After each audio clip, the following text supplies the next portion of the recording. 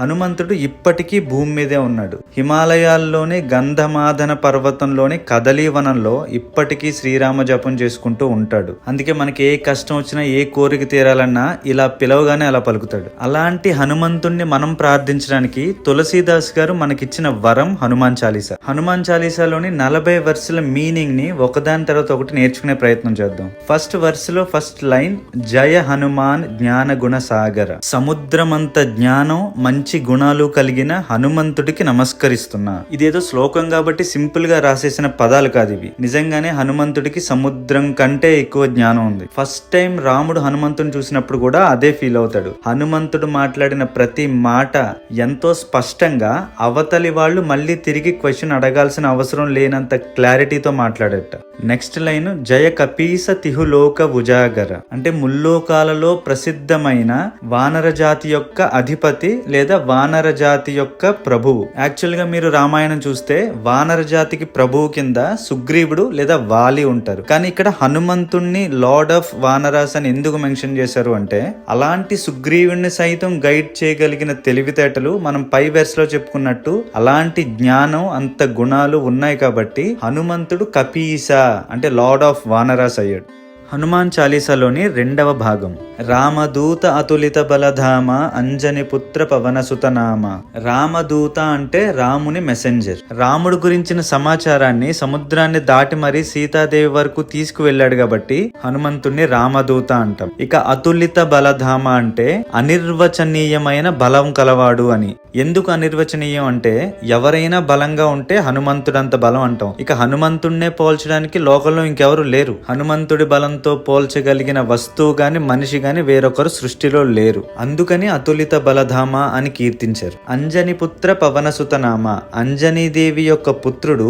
అలాగే పవనసుత అంటే వాయువు యొక్క కుమారుడిగా కూడా పేరు పొందాడు. ఎలా అంటే, సాక్షాత్తు పరమేశ్వరుడైన మహాశివుడి యొక్క తేజస్సు అంజనాదేవి గర్భానికి చేర్చిన వాడు వాయువు. అందుకని ఆయన పవనసుతుడు, వాయుపుత్రుడయ్యాడు. హనుమాన్ చాలీసా 3వ భాగం, మహావీర విక్రమ భజరంగి కుమతి నివార సుమతికే సంగి. మహావీర అంటే తనను నమ్మిన వాళ్ల కోసం వెన్ను చూపకుండా యుద్ధాన్నైనా ఎదుర్కొనేవాడు మహావీరుడు. విక్రమ అంటే గొప్ప శౌర్యం కలవాడు అని. భజరంగి అంటే వజ్రము లాంటి శరీరము గలవాడు అని. వజ్రం అనేది ప్రపంచంలోనే అన్నిటికంటే హార్డెస్ట్ అండ్ స్ట్రాంగెస్ట్ మెటీరియల్. ఈ లైన్ హనుమంతుడు ఎంత స్ట్రాంగ్ అనేది తెలియజేసే లైన్. తర్వాత లైను, కుమతి నివార సుమతి సంగి. కుమతి అంటే చెడు బుద్ధి కలవాళ్ళని, నివార అంటే నశింపజేసి, సుమతికే సంగి అంటే మంచి బుద్ధి, మంచి లక్షణాలు ఉండే వాళ్లతో ఎప్పుడు వెన్నంటి ఉంటాడు అని. దీన్ని మనం ఎలా అర్థం చేసుకోవాలంటే, మనం హనుమంతుడిని ఆరాధించడం ద్వారా లేదా హనుమాన్ చాలీసాని రోజు చదవడం వల్ల హనుమంతుడు మనలో ఉండే చెడు బుద్ధులను, చెడు లక్షణాలని తీసేసి మంచి బుద్ధిని, తెలివితేటల్ని ఇస్తాడు అని. హనుమాన్ చాలీసా 4వ భాగం, కంచన వరణ విరాజ సువేశ కానన కుండల కుంచిత కేశ. కంచన వరణ అంటే బంగారుపు రంగు, విరాజ అంటే ప్రకాశవంతంగా, సువేశ అంటే చక్కగా అలంకరింపబడి ఉంటాడు అని. అంటే మంచి వస్త్రాలు, ఆభరణాలతో అలంకరించుకుని బంగారు రంగు గల శరీరంతో ప్రకాశవంతంగా మెరిసిపోతూ ఉంటాడు హనుమంతుడు. కానన కుండల కుంచిత కేశ. కానన కుండల అంటే మంచి చెవి కుండలాలు ధరించి ఉంటాడు అని, అంటే చెవి దుద్దులు. దాంతో పాటు కుంచిత కేశ అంటే ఉంగరాలు తిరిగిన జుట్టు గలవాడు అని. ఈ చౌపాయి మొత్తం హనుమంతుడు ఎలా ఉంటాడో డిస్క్రైబ్ చేసింది. బంగారపు రంగు గల శరీరంతో, ఉంగరాలు తిరిగిన జుట్టుతో, చెవి కుండలాలు తగిలించుకుని చక్కటి వస్త్రాలు, ఆభరణాలు ధరించి ప్రకాశవంతంగా మెరిసిపోతూ ఉంటాడు మన హనుమంతుడు. హనుమాన్ చాలీసా 5వ భాగం, హాత్ వజ్ర ఔర్ ధ్వజా విరాజై కాంధే మూంజ జనేవు సాజై. హాత్ వజ్ర అంటే చేతిలో వజ్రాయుధానికి సమానమైన గదను ధరించిన వాడు.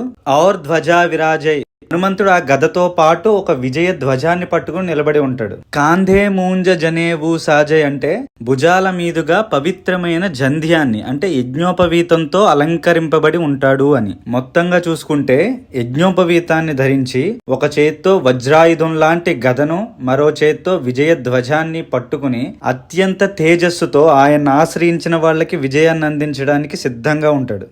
హనుమాన్ చాలీసా 6వ భాగం. శంకర సువన కేసరి నందన తేజ ప్రతాప మహాజగవందన. శంకర సువన అంటే శంకరుడి యొక్క పుత్రుడు, కేసరి నందన కేసరి యొక్క పుత్రుడు. ఇక్కడ ఒకే లైన్ లో ఒక పక్క శివుడి కొడుకు అంటున్నారు, ఇంకొక పక్క కేసరి అనే ఆయన యొక్క పుత్రుడు అంటున్నారు. ఎందుకంటే ఇంతకు ముందు చెప్పుకున్నట్టు శంకరుని అంటే సాక్షాత్తు పరమేశ్వరుడి యొక్క అంశ వాయువు ద్వారా అంజనాదేవి గర్భాన్ని చేరుకుంటుంది. ఆ విధంగా అంజనాదేవి కేసరి దంపతులకు హనుమంతుడు పుడతాడు. పరమేశ్వరుడి అంశ కాబట్టి శివుడి తనయుడయ్యాడు.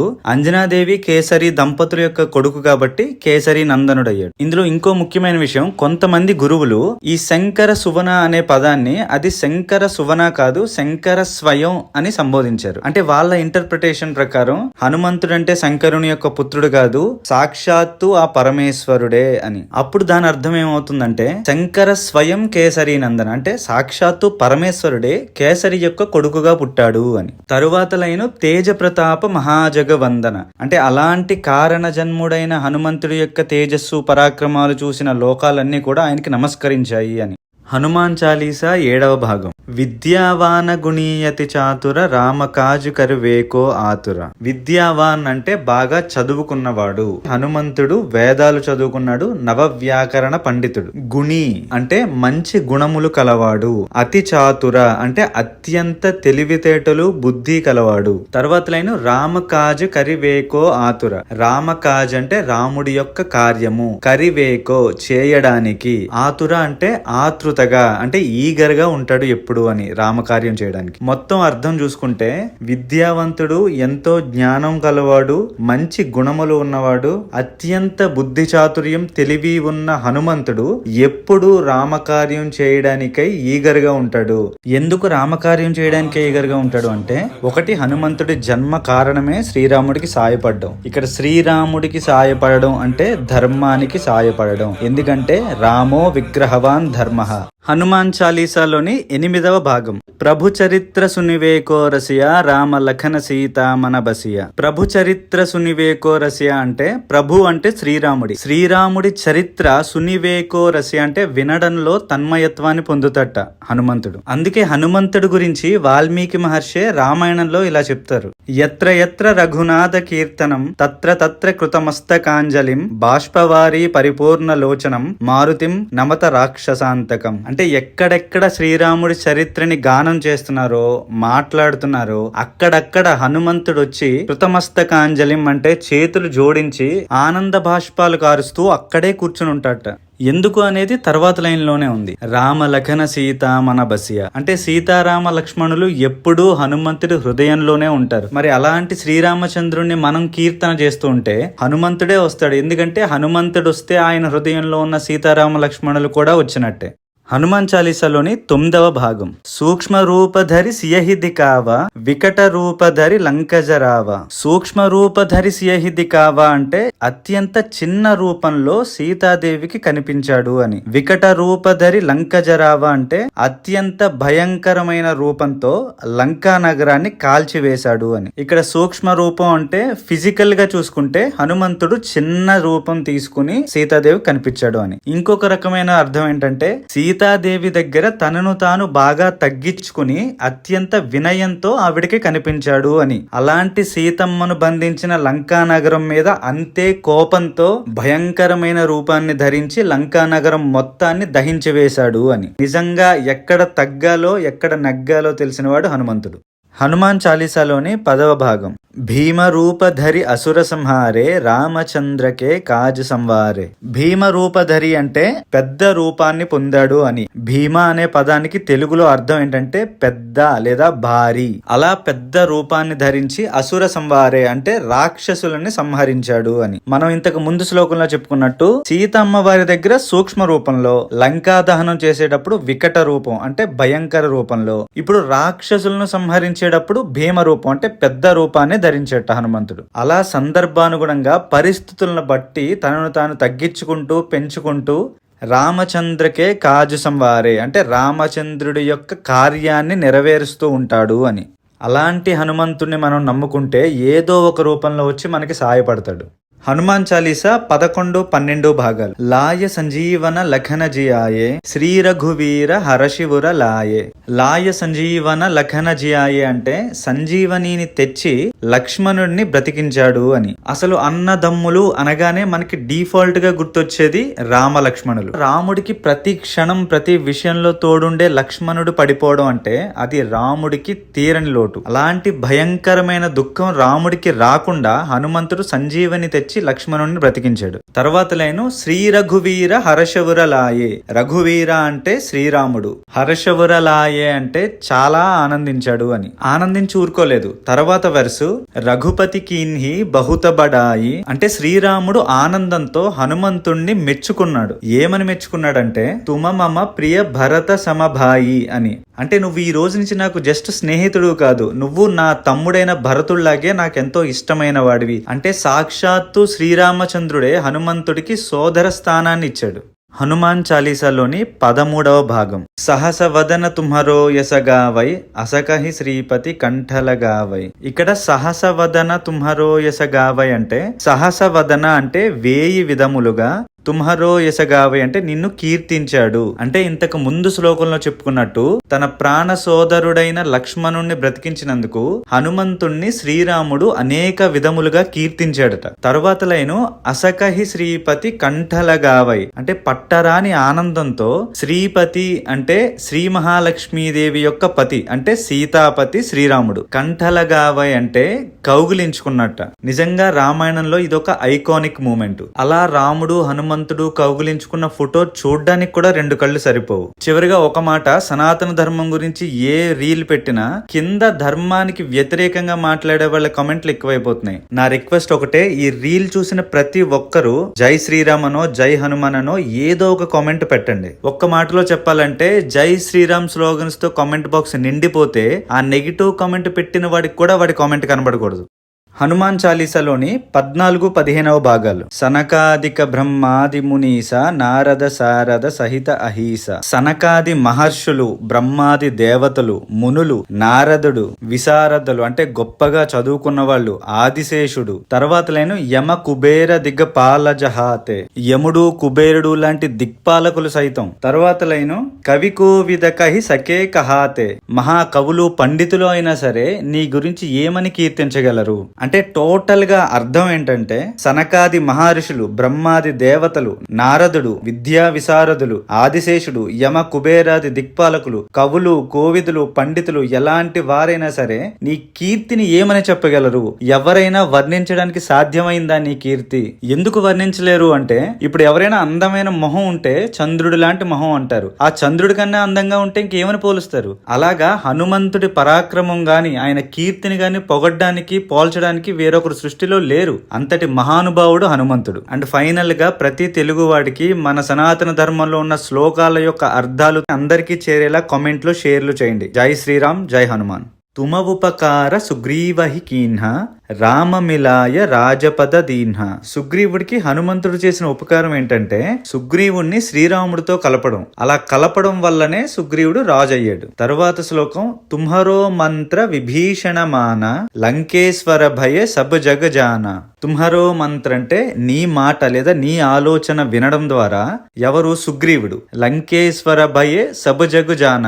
లంకేశ్వరుడు అయిన విషయం అందరికీ తెలిసిందే. లంకేశ్వరుడు అంటే ఏంటి? లంకా నగరానికి అధిపతి, రాజు అయ్యాడు రావణాసుడు అనంతరం. ఈ 2 శ్లోకాల్లో మనకు ముఖ్యంగా తెలియజేసేది ఏంటంటే ఇక్కడ ఇద్దరు హనుమంతుడి సలహా ద్వారా రాజులై కూర్చున్నారు. ఎవరెవరు? ఒకటి సుగ్రీవుడు, 2 విభీషణుడు. వాలి ఎక్కడ చంపుతాడో అని భయంగా ఉన్న సుగ్రీవుడికి రామ లక్ష్మణులను నమ్మచ్చు అని చెప్పి వాళ్ళిద్దరిని కలపడం వల్ల సుగ్రీవుడు రాజు అయితే, రావణాసుడి తమ్ముడైన విభీషణుడు లంకను వదిలిపెట్టి రాముడి వైపు వస్తే శ్రీరాముడితో విభీషణుడిని నమ్మచ్చు అని ఒప్పించింది కూడా హనుమంతుడే. అంటే ఎవరు ఎలాంటి వాళ్ళు కనిపెట్టడంలో హనుమంతుడిని మించిన వాడు లేడు అనేది ఈ 2 శ్లోకాల ద్వారా మనకు అర్థమవుతుంది.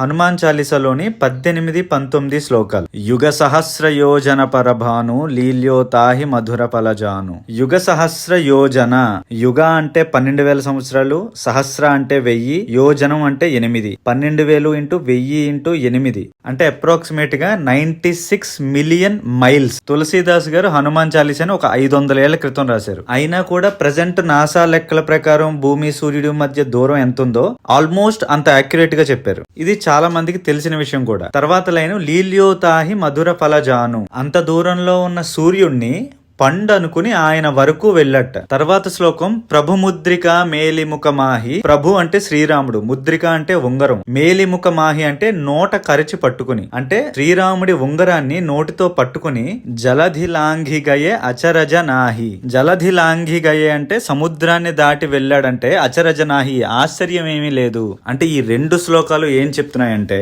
అంత చిన్న వయసులో 96 మిలియన్స్ దూరంలో ఉన్న సూర్యుడి మీదకి పండు అనుకుని ఎగిరిన వాడికి 100 యోజనాల సముద్రం ఒక లెక్క. హనుమాన్ చాలీసాలోని 20వ శ్లోకం దుర్గమ కాజ జగతకే జేతే సుగమ అనుగ్రహ తుమ్హరే తేతే. దుర్గమ కాజ జగతకే జేతే. దుర్గమ అంటే కష్టమైన, కాజ్ అంటే కార్యము లేదా పని, జగతకే అంటే ప్రపంచంలోనే, జేతే పొందడం. ఈ 4 వర్డ్స్ ని కలిపి చెప్తే ఏమవుతుందంటే ప్రపంచంలోనే అత్యంత కష్టమైన పనులను సాధించడం లేదా పొందడం. తర్వాత లైన్ సుగమ అనుగ్రహ తుమ్హరే తేతే. సుగమ అంటే సులభం, అనుగ్రహ తుమ్హరే తేతే అంటే నీ అనుగ్రహం వల్ల, అంటే నీ అనుగ్రహం మా మీద ఉంటే ప్రపంచంలోనే అత్యంత కష్టమైన పనులు, మా వల్ల కావనుకున్న పనులు కూడా సుగమ అంటే సులభంగా మేము చేయగలుగుతాం. ఇక్కడ నీ అనుగ్రహం అంటే హనుమంతుడి అనుగ్రహం, అంటే నీ భక్తి హనుమంతుడి అనుగ్రహాన్ని పొందగలిగిందో నువ్వు ఈ ప్రపంచంలో సాధించలేని పని అంటూ ఉండదు. ఇదేదో నేను నోటుకొచ్చింది చెప్పడం కాదు, సాక్షాత్తు హనుమంతుడే ఆ తులసీదాస్ గారి చేత మనందరికీ చెప్పించిన మాట.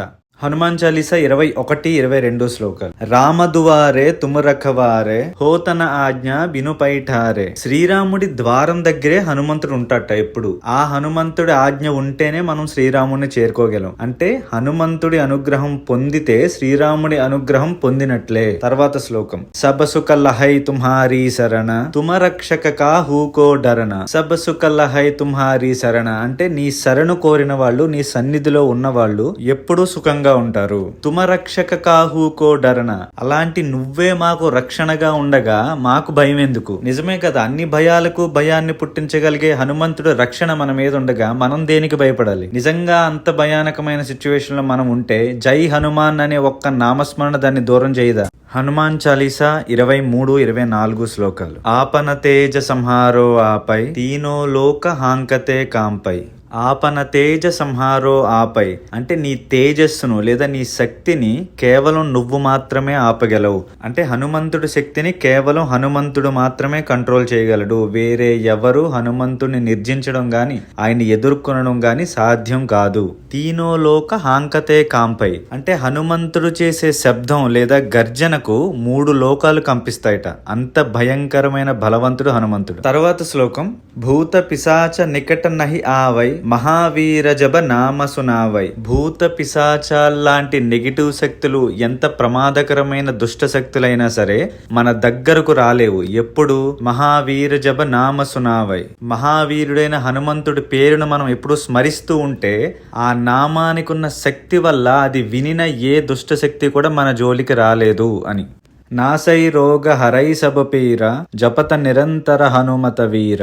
నాసై రోగ, రోగములన్నీ నాశనం అవుతాయి. హరై సబు పీర, అన్ని రకాల పీడలు చెడు ప్రభావాలు హరించబడతాయి. ఇవన్నీ ఎప్పుడు జరుగుతాయి అంటే జపత నిరంతర హనుమత వీర, ఆ మహావీరుడైన హనుమంతుడి నామస్మరణను ప్రతి క్షణం జపంలా చేస్తున్నప్పుడు. సంకటసే హనుమానచుడావై మనక్రమ వచన ధ్యాన జోలావై. సంకటసే హనుమానచుడావై అంటే అన్ని సంకటముల నుండి, అంటే అన్ని కష్టతరమైన పరిస్థితుల నుండి హనుమంతుడు మనని బయటపడేస్తాడు.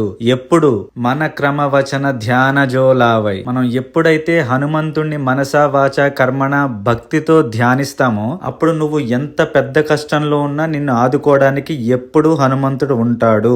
సబపర రామ తపస్వీ రాజ తినకే కాజ సకల తుమసాజ. సబపర రామ తపస్వీ రాజ అంటే శ్రీరాముడు మహా తపస్వి, అదే టైంలో మహారాజు కూడా.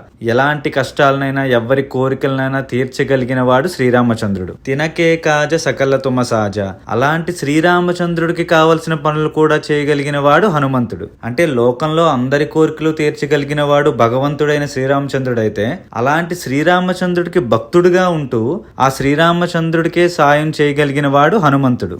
ఔర మనోరథ జో కోయి లావై సోయి అమిత జీవన ఫల పావై. అంటే ఎవరు ఎలాంటి కోరికలతో హనుమంతుడు దగ్గరికి వెళ్ళినా ఆ కోరికలు హనుమంతుడు మీకు తీర్చకపోవడం అనేది జరగదు. అదీ కాక మీరు కోరిన కోరికల కంటే అద్భుతమైన ఫలితాలను ఇవ్వగలిగిన వాడు హనుమంతుడు. చారో యుగ ప్రతాప తుమ్హారా హై ప్రసిద్ధ జగత ఉజియార. చారో యుగ అంటే 4 యుగములు, సత్యయుగం, త్రేతాయుగం, ద్వాపరయుగం, కలియుగం. ప్రతాప తుమ్హారా, ఈ 4 యుగాల్లోనూ హనుమంతుడి యొక్క ప్రతాపం హై ప్రసిద్ధ జగత ఉజియార. అంటే హనుమంతుడి యొక్క కీర్తి ప్రతిష్టలు, పరాక్రమం అనేది కేవలం త్రేతాయుగానికి సంబంధించింది మాత్రమే కాదు, 4 యుగాల్లోనూ ఎందరి చేతో కీర్తింపబడింది. సత్యయుగంలోనే త్రేతాయుగంలో హనుమంతుడు అనే మహావీరుడు పుడతాడని తెలుసు. త్రేతాయుగంలో రాముడికి సాయం చేసిన విషయం తెలుసు. ద్వాపర యుగంలో ఆ భారత యుద్ధంలో జెండాపై కపిరాజుగా యుద్ధాన్ని ఎలా ప్రభావితం చేశాడో తెలుసు. ఈ రోజు కలియుగంలో నువ్వు నేను ఆయన్ని ఎంతగా ఆరాధిస్తున్నామో తెలుసు. అంటే అన్ని యుగాల్లోనూ విస్తరించింది ఆయన కీర్తి. సాధు సంతకే తుమరఖవారే అసుర నికందన రామదులారే. సాధు సంతకే తుమరఖవారే అంటే సాధువులను లేదా సాత్వికంగా ఉంటూ ధర్మం వైపు నిలబడే వాళ్లను రక్షించేవాడు హనుమంతుడు. అలాగే అసుర నికందన అంటే అసురులను ఎవడైతే అధర్మం వైపు నిలబడతాడో వాణ్ణి నాశనం చేసేది కూడా హనుమంతుడే. రామదులారే, రాముడికి అత్యంత ప్రీతిపాత్రుడైన వాడు హనుమంతుడు. జై హనుమాన్, జై శ్రీరామ్. అష్టసిద్ధి నవనిధికే దాత అసవర దీన్హ జానకీ మాత. అష్టసిద్ధి నవనిధికే దాత అంటే అష్టసిద్ధులు అంటే సిద్ధులు 8 ఉంటాయి. అనిమ, మహిమ, గరిమ అని ఇలా 8 సిద్ధులు ఉంటాయి. ఆ 8 సిద్ధులను నవనిధులు, పద్మ, మహాపద్మ అని నవనిధులు 9 నిధులు ఉంటాయి. ఈ అష్టసిద్ధులను నవనిధులను ఇవ్వగలిగిన వాడు హనుమంతుడు. ఎలా ఇవ్వగలడు అంటే అసవరదీన్హ జానకీ మాత అంటే జానకీ మాత అంటే సీతాదేవి యొక్క వరం వల్ల హనుమంతుడు అష్టసిద్ధులు నవనిధులను ఇవ్వగలుగుతాడు. తర్వాతి రామరసాయన తుమ్హరే పాస సదా రహో రఘుపతికే దాస. రామరసాయన తుమ్హరే పాస అంటే రాముడిపై భక్తి అనే రసం నీ దగ్గర ఉంది, రామామృతం అనేది నీ దగ్గర ఉంది. ఇక్కడ నీ దగ్గర అంటే హనుమంతుడి దగ్గర ఉంది. అందుకే సదారహో రఘుపతికే దాస అంటే ఎప్పటికీ నువ్వు రఘుపతి అంటే శ్రీరాముడి యొక్క దాసుడుగా ఉంటావు. ఆ శ్రీరాముడిని ఆశ్రయించిన వాళ్ళని ఆ రాముడి కంటే ముందు నువ్వు రక్షిస్తావు అని. జై శ్రీరామ్, జై హనుమాన్. తుమ్హరే భజన రామకో పావై జన్మ జన్మకే దుఃఖ బిసరావై. తుమ్హరే భజన రామకో పావై. నీ భజన అంటే హనుమంతుడిపై భక్తి వల్ల రామకో పావై రాముణ్ణి చేరుకుంటాం. సాక్షాత్తు ఆ శ్రీహరి స్వరూపుడైన రాముని చేరుకున్నాక జన్మ జన్మకే దుఃఖ బిసరావై మనకి ఇక జన్మ జన్మలుగా ఉన్న బాధలన్నీ పోతే ఇక జన్మెత్తాల్సిన బాధ కూడా పోతుంది. తరువాత శ్లోకం అంతకాల రఘుపతిపురజాయి జహా జన్మ హరి భక్త కహాయి. అంతకాల రఘుపతిపురజాయి చివరి నిమిషంలో రఘుపతిపురజాయి అంటే రఘుపతిపురం అంటే ఏంటి? ఆ విష్ణువు యొక్క పురం వైకుంఠం. చివరి క్షణంలో మనం వైకుంఠ ప్రాప్తి కలుగుతుందట. వైకుంఠం అంటే ఇంకా లిబరేషన్ అంటే ఇంక నీకు ఈ పుట్టుక చావులు వీటి వల్ల బాధలు ఇంక ఇవేముండవు. ఏ ఆత్మకైనా అదే ఫైనల్ డెస్టినేషన్. ఆ పరమేశ్వరుడు అయిన విష్ణుమూర్తిలో కలిసిపోవడమేగా. తర్వాత లైను జహా జన్మ హరి భక్త కహాయి అంటే ఎక్కడ పుట్టినా విష్ణుమూర్తి భక్తుడుగానే ఉంటావు అని. ఇక్కడ చిన్న కాన్ఫ్లిక్ట్ ఏంటంటే ముందు లైన్ లో ఏమంటున్నారు, ఇంకా మనం వైకుంఠానికి వెళ్ళిపోతాం, ఇంకో జన్మ ఉండదు. మళ్ళీ తర్వాత లైన్ లో ఎక్కడ పుట్టినా హరిభక్తుడి కింద విష్ణువు భక్తుడి కిందే పుడతావు అంటున్నారు. ఒక హనుమంతుడిలాగా ఒక లక్ష్మణుడిలాగా గొప్ప అవతారాలు నీ కోరిక మేరకు వస్తాయి. హరిభక్తుడిగానే పుడతావు, అంతేగాని కష్టాలు పడడానికి పాపాలు పరిహారం చేసుకోవడానికి జన్మెత్తావని. ఔరదేవతా చిత్తన ధరయి హనుమత సేయి సర్వసుఖకరయి. ఔరదేవతా చిత్తన ధరయి అంటే వేరే ఏ దైవాన్ని తలుచుకోవాల్సిన అవసరం మనకి ఉండదు అని. ఎందుకు ఉండదంటే అన్ని సుఖాలను అన్ని రకాల సక్సెస్ని మనకి హనుమంతుడు ఒక్కడే కూడా ఇవ్వగలడు. ఇక్కడ దీని అర్థం వేరే ఏ దేవుణ్ణి పూజించకూడదు అని కాదు. వేదం అంగీకరించి మన సనాతన ధర్మంలో ఉన్న ప్రతి దైవాన్ని మనం పూజించాలి. కానీ ప్రతి దైవానికి ఒక విశిష్టత ఉంటుంది. ఎగ్జాంపుల్కి వినాయకుడు అంటే అంటే కార్యసిద్ధిని కలిగించేవాడు. సుబ్రహ్మణ్యేశ్వర స్వామి ఉన్నాడంటే ప్రధానంగా సంతానానికి సంబంధించిన సమస్యలను తీర్చగలిగేవాడు. అలా ఒక్కొక్క దైవం ప్రధానంగా కొన్ని మనకి ఇవ్వగలుగుతారు. కానీ మనం ఎప్పుడైతే హనుమంతుడి పాదాలను పట్టుకుంటామో అప్పుడు హనుమంతుడి దయచేత మిగతా దేవతలందరి అనుగ్రహం కూడా మన మీద ఉంటుంది అని. సంకట హటై మిటై సబ పీర జో సుమిరై హనుమత బలవీర. మహాబలవంతుడు వీరుడు అయిన హనుమంతుణ్ణి కేవలం మనం స్మరించుకున్నంత మాత్రం చేతే మన కష్టాలు బాధలు పీడలు అన్నీ తొలగిపోతాయట. జై జయ జై హనుమాన గోసాయి కృపాకరహు గురు దేవకి నాయి. హనుమంతుడికి జయ జయలు అర్పిస్తూ ఆయన్ని మనం కోరుకునేది ఏంటంటే, ఎలా అయితే ఒక సద్గురువు అంటే మంచివాడైన గురువు తన శిష్యుల్ని సన్మార్గంలో నడవడానికి సహాయపడతాడో గైడెన్స్ నిస్తాడో, అలాగే హనుమంతుడి కృప మన మీద ఉండి మనని సన్మార్గంలో నడిచేలా ఆయన్ని గైడ్ చేయాలి అని కోరుకుంటున్నట్టు. యహసతవార పాఠకర కోయి చూటహిబంది మహాసుఖ హోయి. అంటే ఎవరైతే ఈ హనుమాన్ చాలీసాను 100 సార్లు పఠిస్తారో వాళ్ళు వాళ్ళ బాధలు వాళ్ళ బంధాల నుంచి విముక్తులయ్యి అన్ని సుఖాలను పొందుతారట. ఇది ఎంతో మంది జీవితాల్లో ప్రూవెన్ కూడా. జో యహ పడై హనుమాన చాలీసా హోయ సిద్ధి సాఖీ గౌరీస. అంటే ఎవరైతే హనుమాన్ చాలీసాను చదువుతారో పఠిస్తారో వాళ్లకు వాళ్ళు అనుకున్న కోరికలు సిద్ధించకపోవడం, వాళ్ళు సక్సెస్ అవ్వకపోవడం అనేది జరగదు. పైగా దానికి సాక్షి గౌరీసుడుట అంటే పరమేశ్వరుడుట. ఇక్కడ పర్టికులర్ గా శివుడునే సాక్షిగా ఎందుకు మెన్షన్ చేశారంటే తులసీదాస్ గారు, మనందరం చిన్నప్పటి నుంచి వినే ఉంటాం శివాజ్ఞ లేనిదే చేమైనా కొట్టదు అని. అలాగే ఈ సృష్టిలో జరిగే ప్రతి కార్యానికి సాక్షిగా ఉంటాడు ఆ పరమేశ్వరుడు. అదే విధంగా హనుమంతుడిపై అత్యంత భక్తితో హనుమాన్ చాలీసా చదివిన వారికి వాళ్ళు అనుకున్న కోరికలు తీరడం, సక్సెస్ ని పొందడం అనేవి జరగడం కూడా ఆ శివుడి సాక్షిగా జరుగుతుందిట. తులసీదాస సదాహరిచేర కీజై నాథ హృదయ మహడేరా. అంటే తులసీదాస్ గారు ఎప్పుడూ హరి అయిన శ్రీరాముడికి దగ్గరగా ఉండి ఆయన్ని సేవిస్తూ ఉంటారట. ఇక్కడ తులసీదాస్ ప్లేస్ లో మన పేరు మనం చెప్పుకోవాలి అంటారు. అలా చెప్పుకున్నా పర్లేదు, లేదా తులసీదాస్ అని చెప్పినా కూడా దాని అంతర్లీనమైన అర్థం ఏంటంటే తులసీదాస్ లాగే మనం కూడా ఆ శ్రీహరి అయిన శ్రీరాముడికి దగ్గరగా ఉండి ఆయన్ని సేవించుకోవాలి అని కోరుకుంటున్నట్టు. అప్పుడు ఆ హనుమంతుడు సీతారామ సమేతుడై మన హృదయంలో కొలుగుంటాడట.